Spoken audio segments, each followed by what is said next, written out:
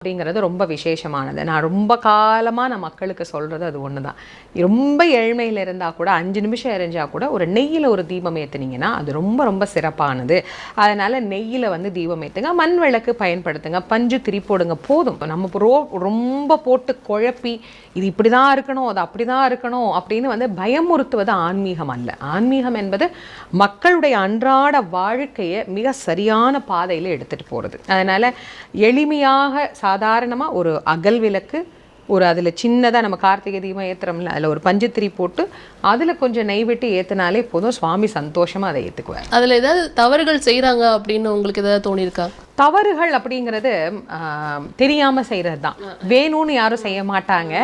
அதனால் தெரியாமல் செய்கிறது, இல்லை இவங்க இப்படி செய்ய சொன்னாங்க அதனால் நான் செய்கிறேன், இல்லை இன்னொருத்தவங்க ஏதாவது பரிகாரத்துக்கு ஏதாவது செய்வாங்க. அப்போ அதை பார்த்துட்டு ஓ இப்படி தான் ஏற்றணும் போல இருக்குன்னு அவங்களாம் மனசுக்குள்ளே நினச்சிக்கிட்டு அந்த மாதிரி செய்வாங்க. அதனால் அந்த